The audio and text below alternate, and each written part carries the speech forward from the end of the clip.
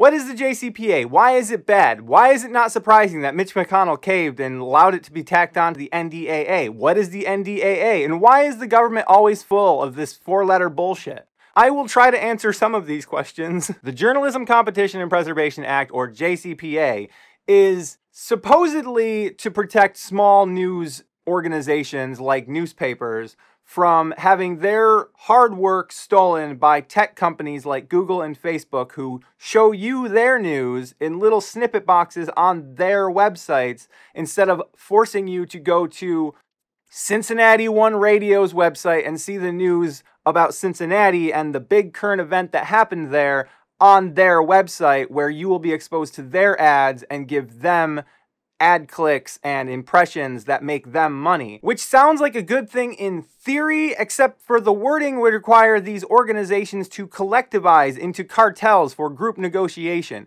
which in the case of unions is a good thing, but in the case of cartels is a bad thing, because cartels always end up dominated and controlled by the biggest players already in the game, such as Fox News, and would force smaller news networks such as Cincinnati One Radio to either get on board with them and their propaganda machine, or get pushed out entirely and fend for themselves with no bargaining power, or join up with a different cartel where the same bullshit power dynamics would be in play. There's also enough bullshittery in the wording of this bill that would allow opinion-driven news to demand equal placement in search results and recommendations as actually investigated and fact-checkable legitimate news sources. However misinformed and crackpot they may be. And it would prevent these platforms such as Google and Facebook from demanding any kind of moderation standards on the news that is being pushed through the APIs into the search bars and the side panel recommendation feeds. Anyone could write a story with no evidence and no video to back it up, and it would have to be treated with the same respect and given the same visibility as an actual video of something happening that is then reported on with no opinions given whatsoever. You want to know what happened. You don't want to know what someone thinks about what happened. Unless you do, but if you do, then you go to them.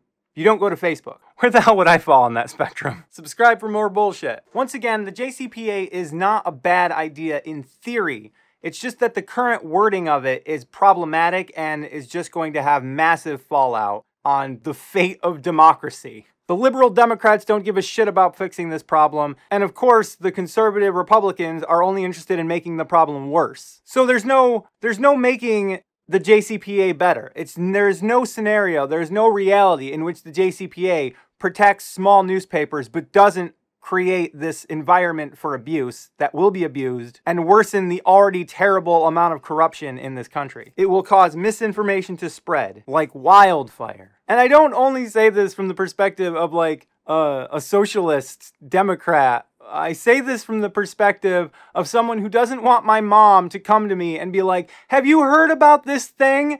I am outraged." Because that is what will happen. Your parents will just be like, they will not be capable of recognizing the difference between what is and what is not any more than they already can. Like, the boomer hell of Facebook will become a worse boomer hell for non-boomers. The JCPA has no potential whatsoever to pass on its own, so they've been trying to tack it on to the NDAA. And what is the NDAA? The NDAA is the National Defense Authorization Act. And what is the national four-letter bullshit? It is how the military budget gets spent. It is the roadmap for the military budget. It is not the military budget. The military budget has already passed. I think it was like $800-something billion. There's always two things. There's the military budget, which is where the government says to the Treasury, we want this much money, and everybody has to vote on it and say, okay, that much money is available. You may have it to do with as you later decide. And the later decision of what to do with that money, in this case, what to do in regards to military spending, is the NDAA, and that has yet to pass. But it must pass, otherwise they can't do anything with the military budget. So this is what they call must-pass legislation. And by tacking the JCPA onto the NDAA, they are essentially guaranteeing that the JCPA, even in its terrible form, is going to pass no matter what. And this is all because Mitch McConnell caved. And Trump supporters and like super GOP right-wingers who all have big corporations' dicks and down their throats are like, oh, Mitch McConnell caved to Pelosi. He's such a friggin' cuck. And that's that. That's the story. That's why it's bad. And that's what the NDAA is. And that's how Mitch McConnell caved to Pelosi. Even though he didn't cave to Pelosi, because it's in the interest of Mitch McConnell that the JCPA passes. So the fact that he ever opposed it at all was just like, it was just a grandstand to be like, I'm not going to concede to what the liberals want. I'm going to prevent what they want from going through. But he really wanted it. This had what they call bipartisan support. A lot of things in the government do have bipartisan support because the government is entirely right-leaning. There is no middle of the road in the government. It is all bought and paid for by massive corporations, and anything that benefits massive corporations is going to benefit the politicians that are in their pockets. And especially when that overlaps with misinformation machines, which drive the talking points and the outrage points of the right into the minds of their constituency to get the politicians that they want into office.